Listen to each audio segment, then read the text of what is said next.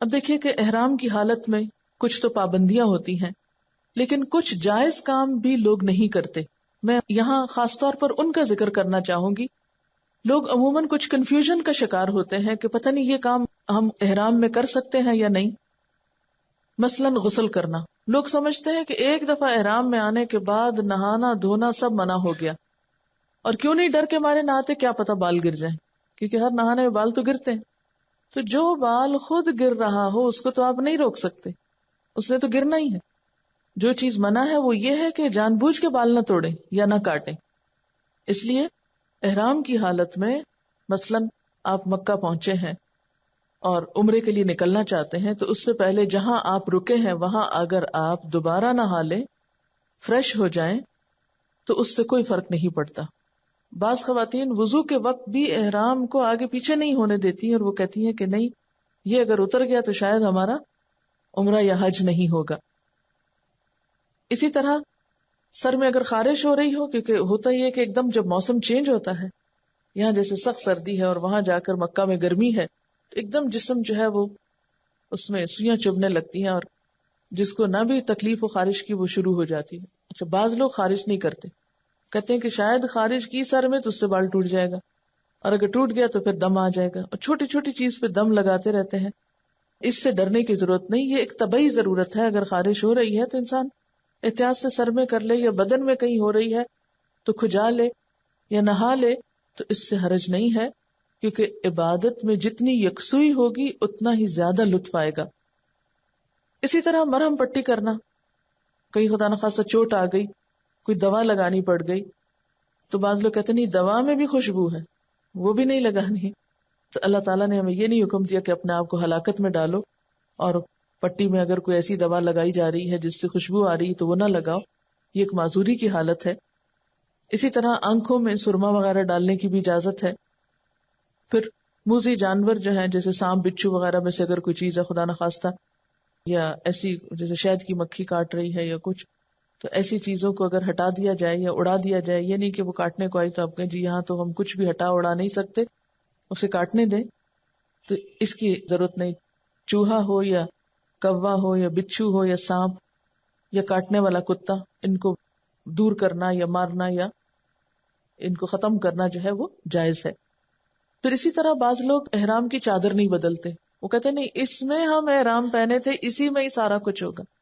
چلیے عمرے کے موقع پر تو یہ ہوتا ہے کہ شروع میں آپ یہاں سے گئے 5 7 8 گھنٹوں میں آپ فارغ ہو سکتے ہیں، لیکن حج کے موقع پر تو بعض اوقات 3 4 دن تک آپ کو وہی لباس پہننا ہے.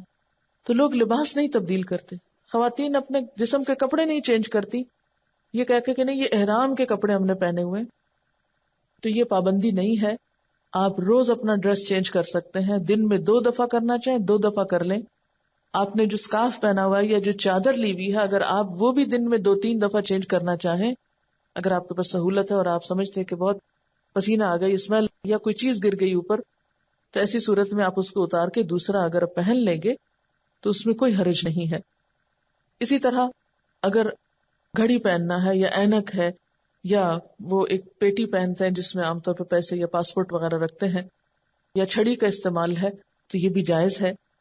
پھر اسی طرح بغیر خوشبو کا تیل یا صابن جو ہے وہ بھی استعمال کیا جا سکتا ہے. منا عرفات میں جو سٹالز ہوتے ہیں اس میں بغیر خوشبو کا صابن جو ہے وہ میسر ہوتا ہے. پھر اسی طرح بچوں یا ملازموں کی تربیت کے لیے تھوڑی بہت سرزنش جو ہے اس کی بھی اجازت ہے، لیکن لڑائی جھگڑا اور فساد اور مار پیٹ جائز نہیں. پھر اسی طرح بوقت ضرورت چھتری کا استعمال جو ہے اس کی اجازت ہے، اور اگر آپ کو ٹیشو پیپر یا رومال استعمال کرنا پڑتا ہے تو اس کی بھی اجازت ہے. جن چیزوں کی اجازت نہیں وہ کیا ہے؟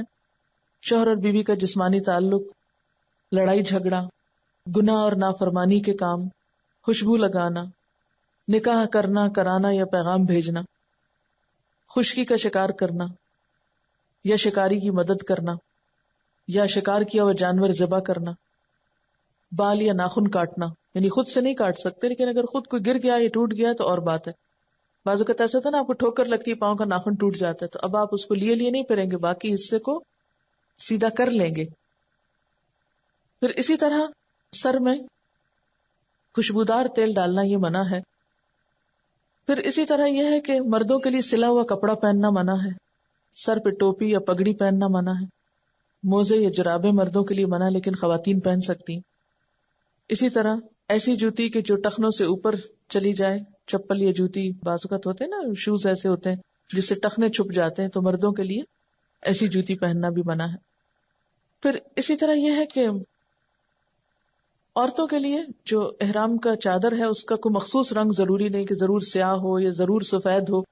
بعض خواتین سمجھتی کہ نہیں احرام سفید ہی ہونا چاہیے، اور اس میں مشکل کیا ہوتی ہے کہ سفید رنگ میں ایسی لون خریدتے ہیں کہ جس سے سارے بال جھلک رہے ہوتے ہیں یا سارے جسم کے فگرز نمایاں ہو رہے ہوتے ہیں، تو اس چیز سے پرہیز کرنا چاہیے۔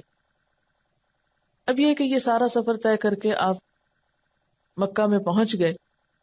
جب آپ مکہ میں پہنچے تو اس وقت ضروری نہیں کہ سیدھے حرم جائیں، آپ سیدھے ہوٹل جا سکتے ہیں، وہاں اپنا سامان رکھیں، وہاں آپ ریلیکس کریں، وہاں آپ کچھ کھائیں پیئیں، اگر آپ بھوکے ہیں یا بہت تھکے ہوئے ہیں کچھ دوا لے لیں، چائے پی لیں، نہا لیں، فریش ہو جائیں، پھر آپ حرم میں آئیں۔ کیونکہ بعض لوگ سامان باہر رکھ کے پہلے اندر جاتے ہیں، پھر ایک پریشانی کے عالم میں عمرہ کرتے ہیں، پھر اس کے بعد ہوٹل کی تلاش کرتے ہیں، تو ایسی مشقت میں خود کو نہ ڈالیں۔ پہلے آپ اپنے ٹھکانے کو تلاش کر لیں، وہاں انتظام کر لیں، کھائیں پیئیں، آرام کریں۔ مثلا اگر آپ 10-11 بجے پہنچے ہیں مکہ تو ضروری نہیں تھے کہ 10-11 بجے ہی جا کے آپ عمرہ کریں، یا آپ ظہر کے وقت پہنچے تو ضروری نہیں کہ ظہر کے وقت ہی عمرہ کریں۔ آپ احرام پہنے ہوئے ہیں، آپ عصر کے بعد شروع کر سکتے ہیں، آپ مغرب کے بعد شروع کر سکتے ہیں، اپنی سہولت میں رات کے وقت کر سکتے ہیں۔ یعنی شرط نہیں کہ پہنچتے ہی سیدھا آپ کو عمرہ شروع کرنا ہے، آپ سہولت کے ساتھ کر سکتے ہیں۔ پھر اسی طرح یہ ہے کہ مکہ میں جب داخل ہوں تو وہ مسنون دعا بھی پڑھ لیں، اللہم بارک لنا فیہا، یہ 3 مرتبہ، پھر اللہم ارزقنا جناہا وحببنا الی اہلہا وحبب صالح اہلہا الینا، اے اللہ ہمیں اس بستی میں برکت عطا کر، اس بستی کے پھلوں سے ہمیں مستفید فرما، اور وہاں کے لوگوں کے دلوں میں ہماری محبت ڈال دے، اور یہاں کے نیک افراد کو ہمارے لیے محبوب بنا دے۔ پھر آپ دیکھیں کہ جب حرم میں جاتے ہیں تو پہلے مسجد حرام آتی ہے، تو مسجد میں داخل ہونے کے آداب بھی ہمیں معلوم ہونے چاہیے۔ اکثر لوگ اس بات کی پرواہ نہیں کرتے کہ مسجد میں داخل کیسے ہو رہے ہیں، یا مسجد میں داخل ہونے کی دعائیں خصوصاً خواتین کو نہیں آتی۔ مرد حضرات تو اپنے اپنے ملکوں میں بھی دعائیں پڑھتے رہتے ہیں، لیکن خواتین کو نہیں آتی دعا، کیونکہ ہمیں اتفاق کم ہوتا ہے مسجد جانے کا۔ تو مسجد میں داخل ہوتے وقت پہلے دایاں پاؤں اندر رکھنا ہے، اس کا بھی ثواب ہوگا۔ یعنی چلے تو آپ جائیں گے، بایاں رکھا یا دایاں رکھا یا ایسے ہی ہجوم میں اندر چلے گئے، ہو تو جائے گا، لیکن جب آپ شعوری طور پر دایاں پاؤں اندر رکھ کے جائیں گے تو ایک سنت پہ عمل کرتے ہوئے جائیں گے، اور اس کا ایک ثواب آپ کو نصیب ہوگا۔ پھر جب مسجد میں داخل ہوں تو دعا پڑھیں، بسم اللہ والسلام علی رسول اللہ، اللہم اغفر لی ذنوبی وافتح لی ابواب رحمتک، اللہ کے نام سے داخل ہوتا ہوں، اللہ کے رسول پر سلام ہو۔ یہ مکہ میں، مدینہ میں ہر جگہ پڑھنا ہے، اگر پاکستان میں بھی کسی مسجد میں جائیں تو یہ پڑھ سکتے ہیں دعا، اے اللہ میرے گناہ معاف فرما اور اپنی رحمت کے دروازے میرے لیے کھول دے۔ پھر آپ آگے جا رہے ہیں تو بعض لوگ آنکھیں بند کر کے جاتے ہیں کہ نہیں میں نے تو ایسے نہیں دیکھنا، حرم کو آگے جا کے دیکھوں گی، تو اس طرح کے بھی تکلف کی ضرورت نہیں ہے۔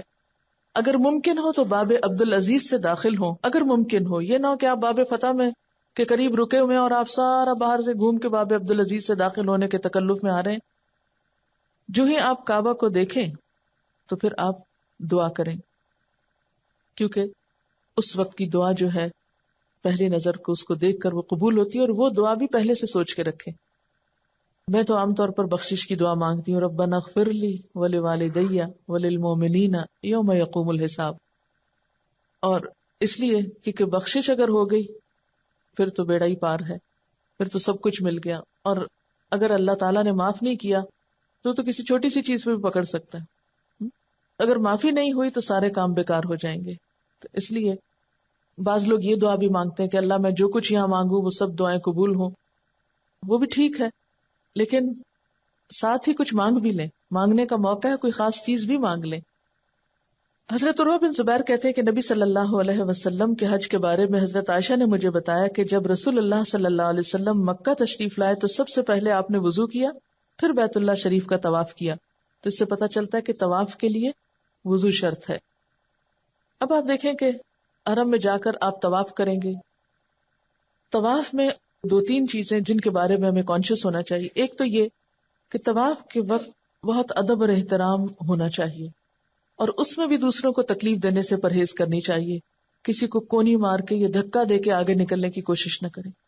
پھر بعض لوگ ہاتھ پکڑ پکڑ کے پورا گروپ بنا لیتے ہیں اور پھر نہ وہ کسی کو آگے جانے دیتے ہیں، رستہ روک دیتے ہیں، یہ بھی دوسروں کی اذیت کا سبب ہوتا ہے۔ کوشش کریں کہ آپ جگہ مقرر کر لیں جن کے ساتھ بھی آپ نے مل کے طواف کرنا ہے، طواف کے بعد وہاں اکٹھے ہو جائیں، لیکن طواف کے دوران ہاتھ پکڑ پکڑ کے نہ چلیں، الا یہ کہ آپ اکیلے نہ چل سکتے ہو یا آپ کو سہارے کی ضرورت ہو، ادروائز اپنا اپنا طواف کریں، اپنی اپنی دعائیں مانگیں تاکہ خشوع و خضوع زیادہ ہو۔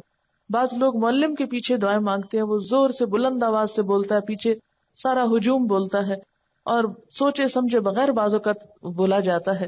آپ نے وہ سنا ہی ہوگا کہ ایک معلم جو تھا وہ طواف کرا رہا تھا تو دعا پڑھاتے پڑھاتے اس کا موبائل بجا اور اس نے کہا ہیلو، تو پورے مجمع نے پیچھے سے کہا ہیلو۔ اب آپ خود سوچیں کہ اگر حرم میں اس طرح کے لطیفے ہو رہے ہوں تو پھر عبادت کا خشوع خضوع جو ہے وہ کیا ہو سکتا ہے۔ تو اس میں کوشش کرنی چاہیے کہ خود دعائیں پڑھیں، اور اس میں بھی آپ جو دعائیں پڑھیں وہ خشوع کے ساتھ پڑھیں، صرف بلند آواز سے چیخ چلا کے نہیں، اور آپ کو پتا ہو آپ مانگ کیا رہے ہیں۔ بعض اوقات معلم حضرات ایسی دعائیں پڑھ رہے ہوتے ہیں جو ہماری سمجھ میں بھی نہیں آتی کہ وہ کیا پڑھ رہے ہیں، اور ہم صرف کہے جا رہے ہیں، کوئی روح نہیں اس میں۔ تو کیا مانگا آپ نے؟ وہ تو کوئی اور مانگ رہا ہے، تو آپ اپنی زبان میں مانگ لیں، لیکن اپنی اپنی دعائیں مانگیں۔ بعض لوگ اس وقت کتابیں اٹھا کے پھر رہے ہوتے ہیں اور مخصوص چکروں کی دعائیں بنائی ہوئی ہیں۔ نبی صلی اللہ علیہ وسلم کی سنت سے کسی چکر کی کوئی مخصوص دعا ثابت نہیں ہے، آپ کسی بھی چکر میں کوئی دعا پڑھ سکتے ہیں، عربی میں پڑھیں، اردو میں پڑھیں، انگریزی میں پڑھیں، اپنی لوکل زبان میں پڑھیں، جس مرضی میں پڑھیں، لیکن آپ کا اللہ سے مضبوط تعلق ہونا چاہیے۔ کتنے افسوس کی بات ہے کہ ہم اللہ کے گھر کے ارد گرد طواف کر رہے ہیں اور اللہ سے ہمارا تعلق نہیں ہے، ہمارا دھیان کہیں اور ہی ہے اور ہم ادھر ادھر دیکھ رہے ہیں، یا ہم بس ایسے ہی بس چلے جا رہے ہیں اور چلے جا رہے ہیں۔ اس وقت سے بڑا وقت کیا ہوگا کہ آپ کو وہ سعادت نصیب ہو؟ اس وقت میں زیادہ سے زیادہ اللہ تعالیٰ کی طرف رجوع کریں۔ آپ یہ کر سکتے ہیں کہ اپنے چکر کو یاد رکھنے کے لیے ہر چکر کے لیے ایک وظیفہ رکھ سکتے ہیں، مثلا ایک میں استغفار پڑھ لیں، ایک میں یا حیو یا قیوم پڑھ لیں، ایک میں آیت کریمہ پڑھ لیں، ایک میں پہلا کلمہ پڑھ لیں، ایک میں چوتھا کلمہ پڑھ لیں، ایک میں درود شریف پڑھ لیں۔ یہ اپنی سہولت سے آپ ایک ترتیب قائم کر سکتے ہیں۔ بعض اوقات ایسا ہوتا ہے کہ یاد نہیں رہتا کون سا چکر ہے، تو اس دعا کے مانگنے سے یاد رہ جاتا تھا، لیکن وہ بھی زبانی پڑھیں، یا یہ کہ کوئی ایک شخص مخصوص کر کے سب کو نہ بتائے، ہر شخص اپنے اپنے لیے خود مخصوص کر سکتا ہے۔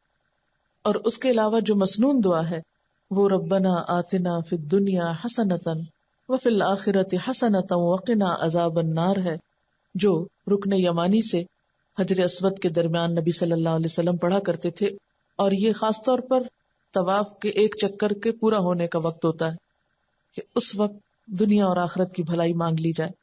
اس میں آپ دیکھیے کہ اگر کسی شرعی عذر کی وجہ سے مثلا آپ کا وضو نہیں رہا اور آپ کو طواف بیچ میں چھوڑنا پڑتا ہے، 3 چکر کیے اور آپ کو وضو نہیں رہا، تو آپ کیا ہے، یا آپ کو واش روم جانے کی ویسی ضرورت پیش آ گئی، تو آپ چلے جائیں، دوبارہ وضو کر کے آ جائیں، اور جتنے چکر آپ کے مکمل تھے اس سے اگلا چکر شروع کریں۔ یعنی ادھورا چکر کو ادھوری جگہ سے آ کے نہیں شروع کریں۔ مثلا آدھے میں آپ نے جگہ چھوڑ دی تو آپ مثلا 3 چکر آپ نے پورے کیے تھے، اور چوتھے سے پہلے مثلا 3.5 میں آپ نکل گئے باہر، تو 3.5 والی جگہ سے نہیں شروع کریں، بلکہ چوتھے کی ابتدا سے پھر سے شروع کریں، اور ابتدا کا جیسا کہ آپ کو معلوم ہے کہ حجر اسود سے شروع کیا جاتا ہے۔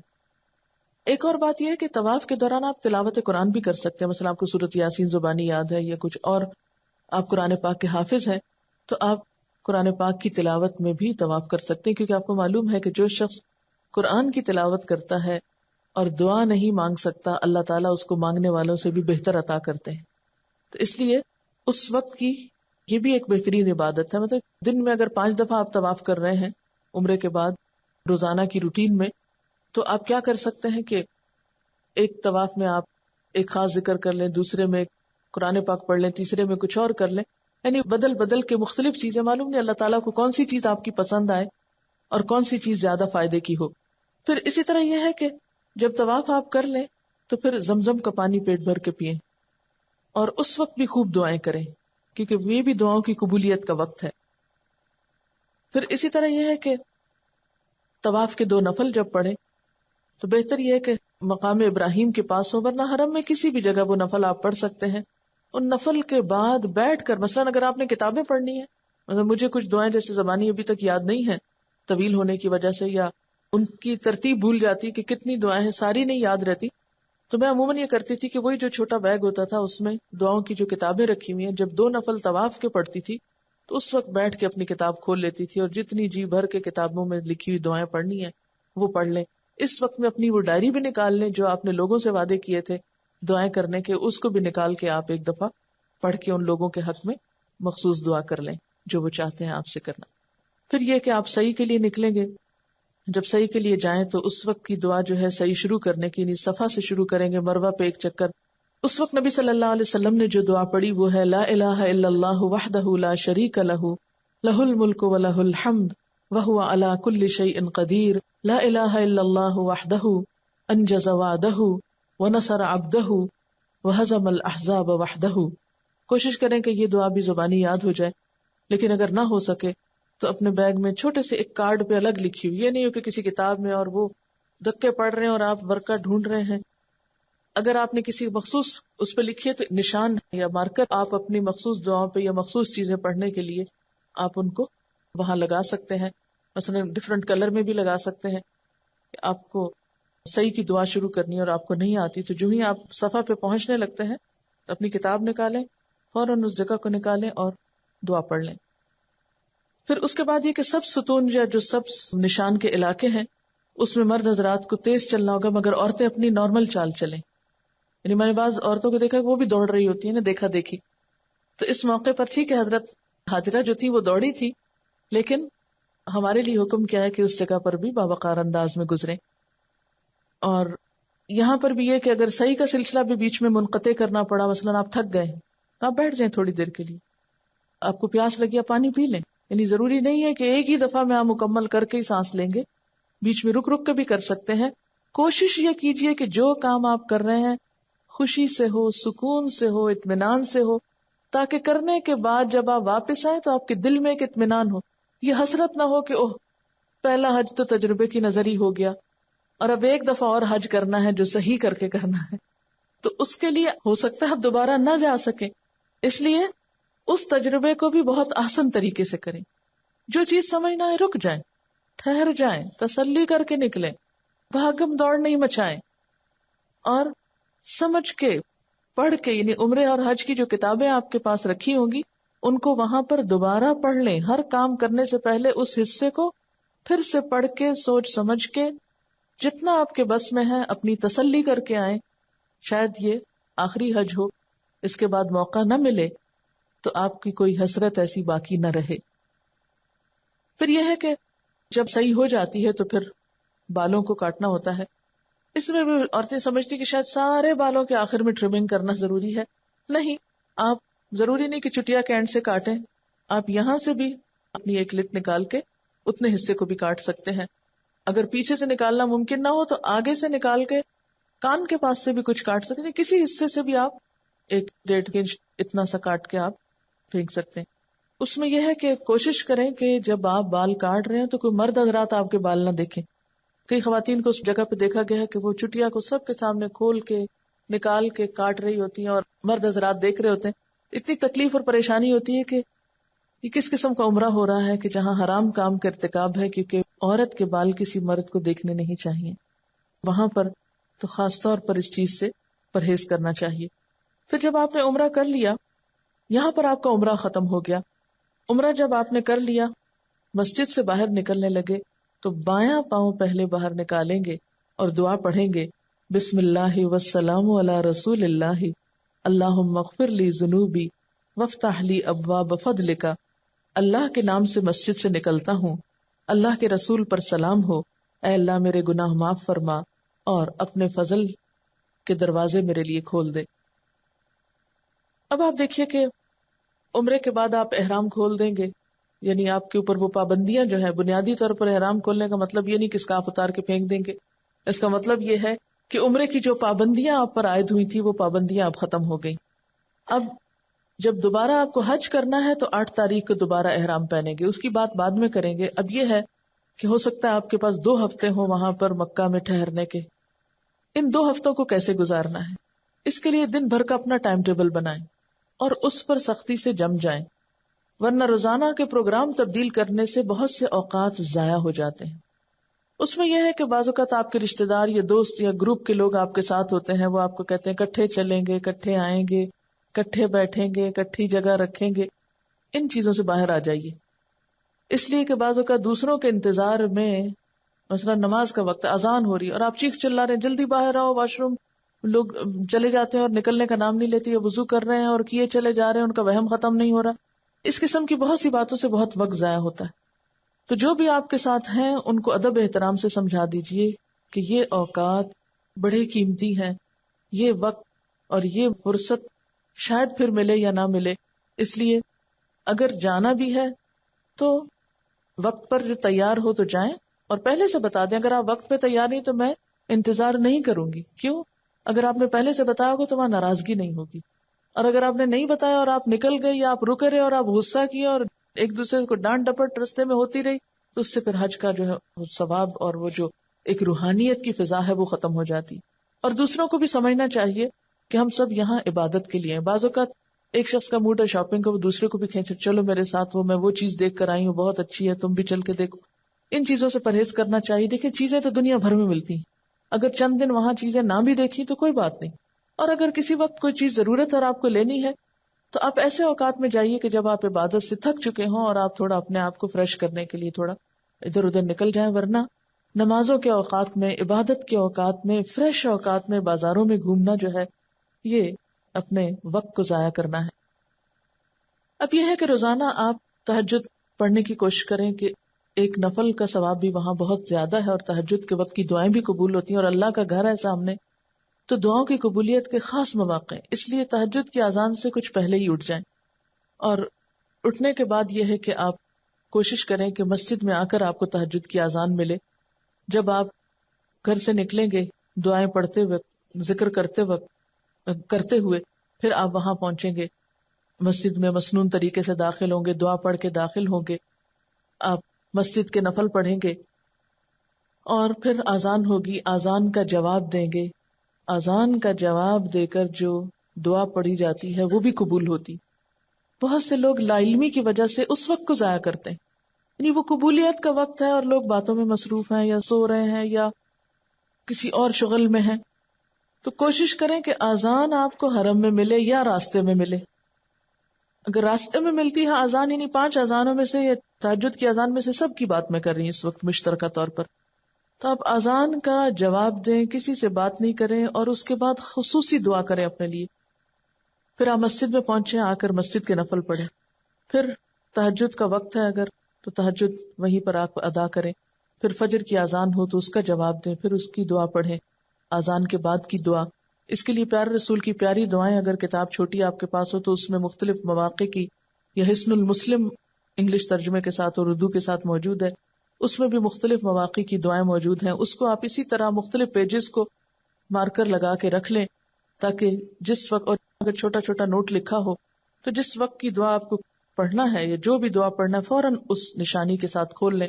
ورکہ بار بار پلٹنا اور اس میں وقت ضائع کرنا یہ بھی درست نہیں. ایک ہی دفعہ انتظام کر لیں ان چیزوں کا. پھر جب آپ وہاں دعا پڑھ لیں پھر اس کے بعد فجر کی سنتیں پڑھیں. اذان اور نماز کے بیچ کا جو وقت ہے یہ سارا دعاؤں کی قبولیت کا وقت ہے. اس وقت کو آپ یا تو تلاوت میں گزاریں یا ذکر میں گزاریں یا دعا پڑھیں. اس وقت میں کچھ اور نہ کریں. یعنی اذان سے لے کے نماز تک کے بیچ کی جو گھڑیاں ہیں یہ بڑی قیمتی ہیں. اس میں سوتے میں وقت گزار دینا اچھا، جب شروع ہوگی تکبیر ہوگی تو ہم پہنچ جائیں گے، یا بازار گھوم کے، یا بعض لوگ کیا کرتے ہیں حرم میں بیٹھے ہیں، اچھا بہن تم کہاں سے آئی ہو، فلاں جگہ سے، باتیں اور گفتگو اور اذانیں ہو رہی، تکبیریں ہو رہی، کچھ اور کہانیاں ختم نہیں ہو رہی. اور بعض خواتین تو مسلسل شاپنگ کی باتیں اور شاپنگ کر کے بعض اوقات اندر لے آتے ہیں چھپا کے اور وہ دکھانے کی، یعنی وہاں جا کر بھی ہماری دنیا ختم نہیں ہوتی. اگر اتنی ہی دنیا سے محبت ہے کہ اللہ کے گھر میں بھی دنیا نہیں بھولتی تو پھر اور کہاں بھولے گی. اس سے پھر یہ ہوتا ہے کہ وہ حج کی جو روح ہے یا مقصد ہے یا جو فائدہ ہے وہ حاصل نہیں ہوتا. اس لیے کوشش کریں کہ آذان اور نماز کے بیچ کے وقفے کو خوب خوب ذکر اور دعا میں گزارا ہے، پھر نماز ہو گئی. اب آپ کو جماعت سے نماز پڑھنے کا طریقہ آنا چاہیے، اس کو سیکھ لینا چاہیے. اور اس میں خصوصی طور پر یہ کہ امام سے پہلے نہ اللہ اکبر کہنی ہے، نہ امام سے پہلے رکوع میں جانا ہے، نہ امام سے پہلے سجدے میں جانا، نہ امام سے پہلے سلام پھیرنا ہے. یعنی ہر چیز میں امام کو فالو کرنا ہے. اور مسجد میں نماز پڑھنے کی کوشش کریں، کیونکہ مسجد حرام میں نماز پڑھنا جو ہے وہ 1,00,000 نمازوں کا ثواب ہے. اس لیے جب آپ یہاں سے چلے گئے، بعض خواتین کو دیکھا ہے کہ وہ وہاں جا کر مسجد میں نماز نہیں پڑھی، وہ کہتی ہیں کہ عورت کی نماز گھر میں اچھی. میں ان سے یہ پوچھتی ہوں کہ وہ ان کا گھر کہاں سے؟ وہ تو ہوٹل ہے. وہاں جہاں آپ رہتے ہیں وہ آپ کا گھر تو نہیں ہوتا. تو ہوٹل میں نماز پڑھنے سے بہتر ہے آپ مسجد میں نماز پڑھیں. اور مسجد میں جب آپ نماز پڑھیں گے تو پھر اس کا طریقہ آپ کو آنا چاہیے، صفوں کو درست ہونا چاہیے، صفیں جوڑنی چاہیے. بعض اوقات خواتین کو صفیں نہیں بنانی آتی تو اس صورت میں مشکل پڑتی ہے، نماز کا لطف ختم ہوتا ہے.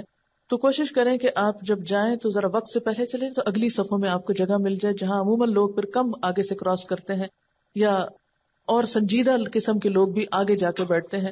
جو بچوں والے یا عموماً اتنی دلچسپی نہیں ہوتی تو وہ سائیڈز پر تاکہ جلدی سے نکل جائیں. تو ایسی جگہوں پر پرہیز کریں بیٹھنے سے. یعنی اگر آپ آئے ہیں اندر تو کوشش کریں کہ ذرا آگے جا کر ایسی محفوظ جگہ پر بیٹھیں کسی پلر کے ساتھ کہ جہاں کم سے کم لوگوں کی آمد و رفت ہو، جہاں آپ یکسوئی کے ساتھ عبادت کر سکیں. پھر اسی طرح یہ ہے کہ نماز کے فوراً بعد مسجد سے نکلنے کی کوشش نہ کریں. خواتین کو ذرا رک کے نکلنا چاہیے، کیونکہ مردوں کے ہجوم ہوتے ہیں نکلتے ہوئے، اس وقت پہ بہت ٹکراؤ ہوتا ہے. حتیٰ کہ جوتا جب پہن رہے ہوتے ہیں تو پیچھے سے بھی دھکے پڑ رہے ہوتے ہیں. تو کوشش کریں نماز کے بعد آپ سنت پڑھیں، سنت کے بعد نفل پڑھیں، ایکسٹرا نفل پڑھیں، تلاوت کریں، ذکر کریں، دعائیں مانگیں. اور جب آپ دیکھیں کہ اب رش چھٹ گیا ہے پھر آپ اٹھیں اور مسجد سے باہر آئیں. اب اس کا یہ مطلب نہیں کہ دعاؤں اور نماز میں اتنا مشغول ہو کہ آپ کسی سے کوئی سلام دعائی نہ کریں. جب آپ نماز پڑھ چکے اپنے کام سے فارغ ہو جائیں تو پھر آپ دیکھیں دائیں بائیں کون بیٹھا ہے، سلام کریں، بات کریں اور حال چال پوچھیں. اپنے ملک کے لوگوں کے بھی، دوسرے ملکوں سے آئے ہوئے لوگوں کے بھی اپنے بارے میں بتائیں، ان کے بارے میں جانیں. کیونکہ حج کا مقصد کیا ہے؟ لوگوں کی باہم ملاقات بھی ہو، ایک دوسرے سے تعارف بھی ہو، ایک دوسرے سے کچھ سیکھا بھی جائے.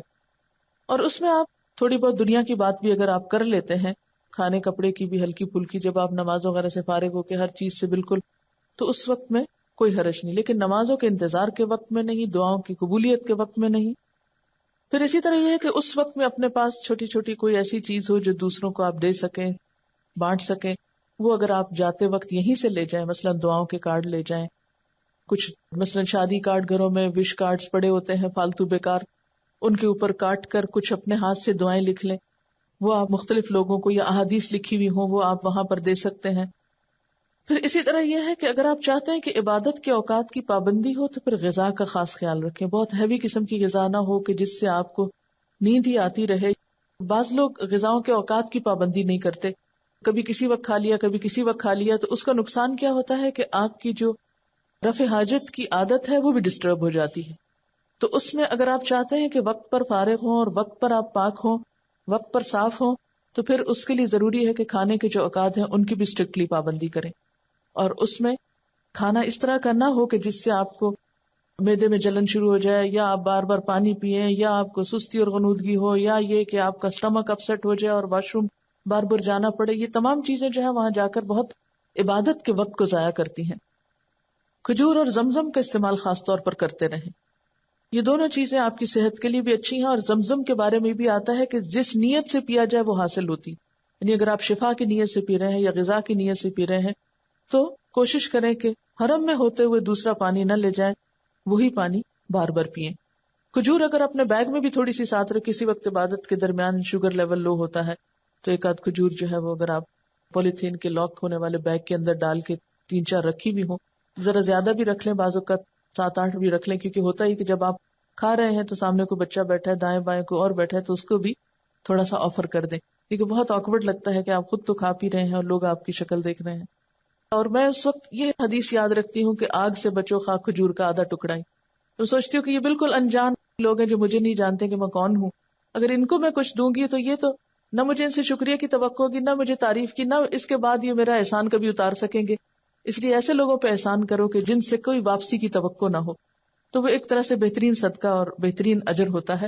اچھی کھجوریں مل جاتی ہیں وہاں پر. اگر آپ یوں سمجھے کہ بعض اوقات صرف پیسے دینے کی بجائے کچھ کھجوریں ہی اپنے پاس رکھیں تو جو مانگنے والا نظر آئے اس کو بھی آپ کھجور بھی صدقے میں دے سکتے ہیں. پھر اسی طرح یہ ہے کہ وہاں پر برف کے پانی والے کولر بھی ہوتے ہیں اور دوسرے بھی ہوتے ہیں. کوشش کریں کہ بغیر برف والا پئیں. اگرچہ سب لوگوں کی اپنی اپنی عادت ہوتی ہے لیکن گلے کے خراب ہونے کے امکان کم ہوتے ہیں. اور یہ ہے کہ اس میں انسان کو ایک نیچرل چیز ملتی ہے. زمزم میں اگر برف ڈال دیں گے تو ظاہر ہے کہ ڈائلیوٹ ہو جائے گا کچھ, تو وہاں جا کر تو پیور زمزم پینے کی کوشش کریں. پھر اسی طرح یہ ہے کہ ساتھ ساتھ اپنا محاسبہ جاری رکھیں کہ کیا میں نے اپنے دن کا صحیح استعمال کیا ہے, کیا میری نماز میں خشوع و خضوع تھا, کیا میں نے صدقہ کیا کچھ, کیا میں نے ذکر اپنے پورے کیے.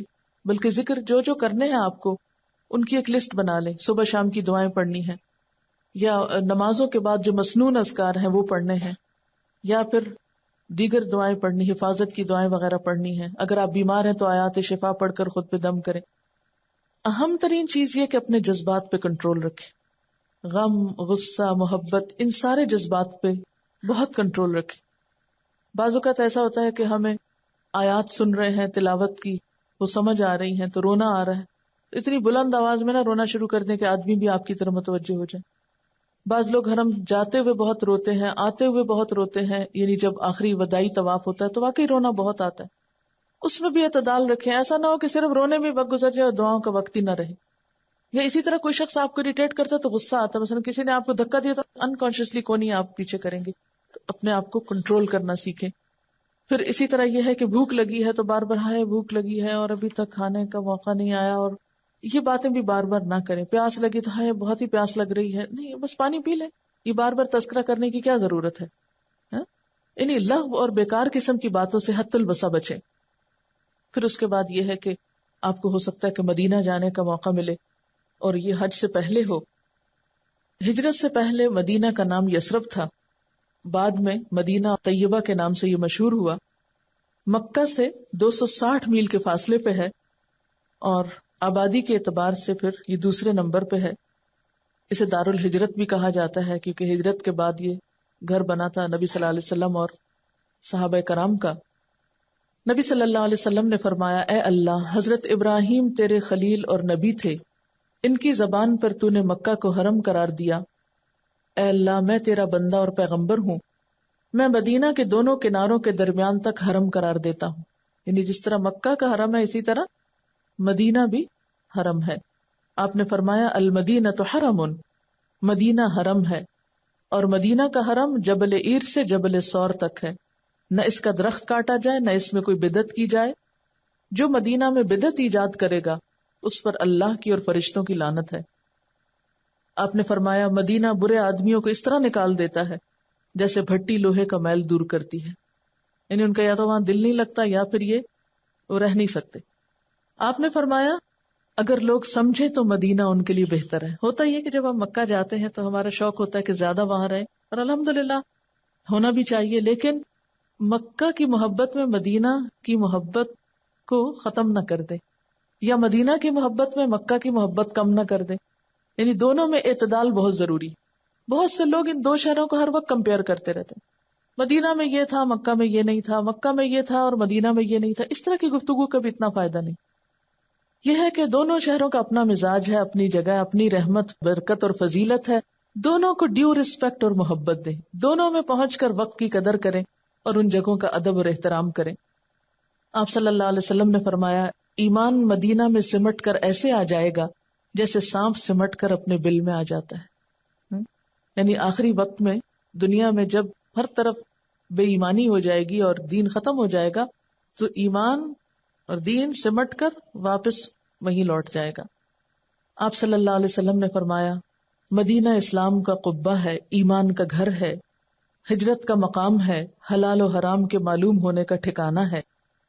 آپ نے فرمایا جو مدینہ کی مصیبتوں اور پریشانیوں پر صبر کرے میں قیامت کے دن اس کی سفارش کروں گا. تو جس طرح مکہ جا کر آپ نے تکلیف اور پریشانی کا ذکر نہیں کرنا, اسی طرح یہاں پر بھی تکلیف اور پریشانی پر صبر کرنا ہے, یعنی کسی بھی قسم کی جو ہو. آپ نے فرمایا سب سے پہلے میں جن لوگوں کی سفارش کروں گا وہ مدینہ والے ہیں, پھر مکہ والے، پھر طائف والے ہوں گے۔ آپ صلی اللہ علیہ وسلم نے فرمایا جو مدینہ میں مرنے کی طاقت رکھتا ہو اس کو مدینہ میں ہی مرنا چاہیے، اس لیے کہ مدینہ میں مرنے والوں کا میں گواہ اور ضمانتی بنوں گا۔ ہر ایک کی قسمت میں تو یہ نہیں ہو سکتا، لیکن نیت اور تمنا کرنے میں کیا حرج ہے، کم از کم نیت کا ہی ثواب مل جائے۔ حضرت عمر دعا مانگا کرتے تھے، اے اللہ تو اپنے راستے میں مجھے شہادت نصیب فرما اور اپنے رسول کے شہر میں موت دے۔ آپ صلی اللہ علیہ وسلم نے مدینہ کے پھلوں کے لیے دعا مانگی ہے، اللہم بارک لنا فی ثمرنا وبارک لنا فی مدینتنا وبارک لنا فی سعنا وبارک لنا فی مدنا۔ اے اللہ تو ہمارے پھلوں میں برکت دے، ہمارے شہر میں برکت ہی برکت دے، اور ہمارے مد اور سع یعنی تولنے کے جو پیمانے ہیں ناپنے کے، ان میں برکت عطا فرما۔ آپ نے فرمایا خدایا ابراہیم تیرے بندے اور خلیل اور نبی تھے، میں بھی تیرا بندہ اور پیغمبر ہوں۔ حضرت ابراہیم نے مکہ کے لیے دعا مانگی تھی اور اس کے ساتھ اور زیادہ بھی۔ پھر آپ صلی اللہ علیہ وسلم پھل کو یعنی پھل کے لیے دعا مانگ کے وہ پھل کسی چھوٹے بچے کو عطا کر دیتے، یعنی جب آپ کسی پھل کو دیکھتے تھے تو اس وقت یہ دعا پڑھتے۔ یعنی حضرت ابو ہریرہ فرماتے کہ لوگ جب پہلا پھل دیکھتے تو اسے آپ کے پاس لاتے، آپ اس کو لے کر یہ دعا پڑھتے جو ابھی میں نے پڑھی ہے، اور پھر اس کے بعد یہ فرماتے اور وہ پھل چھوٹے بچے کو عطا کر دیتے۔ آپ نے یہ بھی فرمایا ہے کہ جو شخص صبح اجوا کھجور کے 7 دانے کھا لے اس کو نہ زہر نقصان دے گا نہ جادو۔ یہ مدینہ کی خاص کھجور ہے۔ مسلم کی روایت میں ہے کہ مقام عالیہ کی اجوا شفا ہے، اس کو نہار منہ کھانا تریاک ہے۔ یعنی تریاک کیا ہوتا ہے؟ زہر اور جسم میں جو فاسد مادے ان کو ختم کرنے کا سبب بنتا ہے۔ ایک اور روایت میں آتا ہے کہ اجوا جنت کا پھل ہے۔ اسی طرح مدینہ کا جو غبار ہے، غزوہ تبوک سے واپس آپ تشریف لا رہے تھے کہ لوگوں نے آپ کا استقبال کیا اور آپ سے آ کر ملے، جس کی وجہ سے گرد و غبار اڑا، تو آپ کے بعض ہمراہیوں نے اپنے منہ کو ڈھانپ لیا، کپڑا ڈال لیا۔ آپ نے فرمایا خدا کی قسم جس کے قبضے میں میری جان ہے، اس غبار میں ہر بیماری سے شفا ہے۔ یعنی کہ وہاں کی مٹی سے بھی محبت کرنی چاہیے کیونکہ اس میں اللہ کے رسول صلی اللہ علیہ وسلم ہے۔ آپ صلی اللہ علیہ وسلم اپنی زندگی کے آخری دنوں تک یہی قیام فرما رہے اور مدینہ کی محبت کی دعا فرمائی، اے اللہ تو مدینہ کی محبت ہمارے دلوں میں ڈال دے جیسا کہ مکہ کی محبت ہمارے دلوں میں ہے، کیونکہ شروع میں صحابہ کا دل وہاں نہیں لگتا تھا، بلکہ اس سے بھی زیادہ، اور اس کو ہمارے لیے صحت یاب بنا دے کیونکہ بہت سے صحابہ وہاں جا کے بیمار ہو گئے تھے، اور اس کے سا اور مد میں برکت عطا فرما اور اس کے بخار کو جحفہ میں منتقل فرما۔ حضرت انس سے روایت ہے کہ حضور صلی اللہ علیہ وسلم جب سفر سے واپس تشریف لاتے تو مدینہ کی دیواروں کو دیکھتے تو مدینہ کی محبت میں سواری کو تیز کر لیا کرتے تھے۔ آپ دعا کرتے، اے اللہ تو مکہ سے دگنی مدینہ میں برکت عطا فرما، تاکہ لوگوں کو دل وہاں لگے اور لوگ وہاں پر جم جائیں، کیونکہ مکہ کی محبت تو ایک فطری چیز ہے، کیونکہ اللہ کا گھر ہے، وہاں پر سب کے دل اس کی طرف کھنچتے ہیں۔ حضرت ابراہیم علیہ السلام نے دعا کی تھی، لیکن مدینہ کے لیے پھر یہ تھا کہ ہجرت کا گھر تھا، ایک نئی جگہ تھی، تو آپ نے خاص دعائیں اس جگہ کے لیے کی ہیں۔ آپ نے فرمایا مدینہ کی گھاٹیوں پہ فرشتے مقرر ہیں، نہ اس میں طاعون آ سکتا ہے نہ دجال داخل ہو سکتا ہے۔ ایک اور روایت میں آتا ہے کہ مکہ اور مدینہ کے سوا اور کوئی شہر نہیں جہاں دجال نہ جائے۔ مدینہ کی تمام گھاٹیوں پہ فرشتے صف بستہ کھڑے ہیں اور اس کی حفاظت کرتے ہیں۔ اور مدینہ میں خصوصاً مسجد نبوی جو ہے اس میں نماز پڑھنا جو ہے بہت اجر و ثواب کا باعث ہے۔ آپ نے فرمایا میری اس مسجد میں ایک نماز دوسری مسجدوں کی 1000 نماز سے افضل ہے سوائے مسجد الحرام کے، کیونکہ وہاں 1,00,000 نمازوں کا ثواب ہے۔ پھر اسی طرح آپ نے وہاں پر جو روضۃ الجنہ ہے اس کے بارے میں فرمایا میرے گھر اور ممبر کے درمیان کا حصہ باغیچہ ہے جنت کے باغیچوں میں سے، اور میرا ممبر میرے حوض پر ہے۔ یعنی وہاں پر جو سفید کارپٹس کا ایریا ہے آپ کے قبر مبارک اور ممبر کے درمیان کا، وہ ریاض الجنہ کہلاتا ہے، وہاں پر بھی نفل پڑھنے چاہیے۔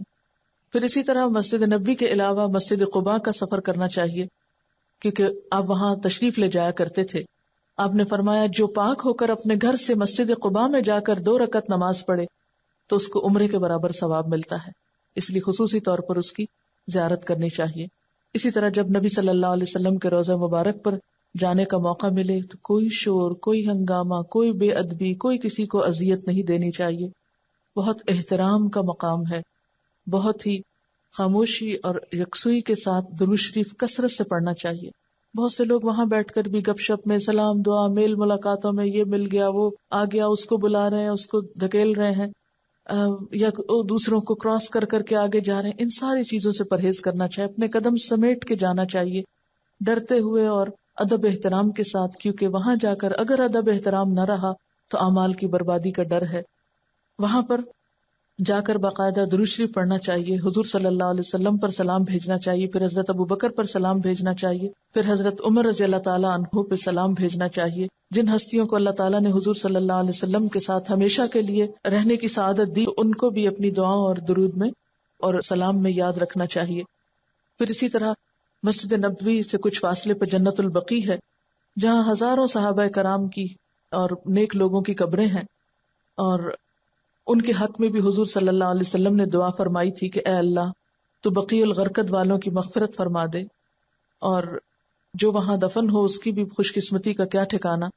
تو اس جگہ پر جا کر بھی اگر گزرتے ہوئے، کیونکہ اندر تو جانے کی اجازت نہیں ہوتی لیکن اس کی چار دیواری سے پہچانا جاتا ہے، تو باہر سے گزرتے ہوئے خصوصی دعائیں جو قبرستان کے پاس سے گزرتے ہوئے کرنی چاہیے. سب صحابہ کرام کا تصور ذہن میں لا کر جو وہاں دفن ہیں ان سب کے لیے خصوصی دعا کرنی چاہیے. اب یہ ہے کہ مدینہ سے واپس آ کر پھر جب حج کا موسم ہوتا ہے تو 8 تاریخ کو حج شروع ہوتا ہے. اس میں آپ دیکھیے کہ 8 تاریخ کو آپ اپنے گھر سے ہی یا ہوٹل سے جہاں آپ رہ رہے ہیں وہاں سے آپ احرام پہنیں گے 8 ذی الحج کو. 8 ذی الحج کا دن جو ہے یہ یوم الترویہ کہلاتا ہے. یوم الترویہ اس لیے اس کو کہتے ہیں، ترویہ کا معنی ہوتا ہے سیراب کرنا. اہل عرب جب حج کے لیے جاتے تھے تو اپنے اونٹوں کو اچھی طرح پانی پلاتے تھے اس دن، یعنی تیاری کا دن ہے ایک طرح سے. جیسے کہ آپ جانتے ہیں کہ حج تمتع میں پہلے عمرہ ہوتا ہے، جس کی ابھی تفصیل آپ کو بتائی گئی ہے. عمرہ کے لیے میقات پر پہنچ کر احرام پہنا جاتا ہے یا احرام کی نیت کی جاتی ہے. اہل یمن، پاکستان، ہندوستان، بنگلہ دیش والوں کے لیے یلملم کا مقام جو ہے یہ میقات ہے. عموماً لوگ جہاز سے سفر کرتے ہیں تو یہ سب کچھ نظر نہیں آتا، لیکن جو ہی اعلان ہو اس وقت آپ احرام کی نیت کر سکتے ہیں. میقات پہ پہنچ کے احرام کی نیت کرنی چاہیے، یعنی گھر سے یا ایئرپورٹ سے نہیں نیت کرتے، بلکہ جب اعلان ہوتا ہے اس وقت نیت کی جاتی.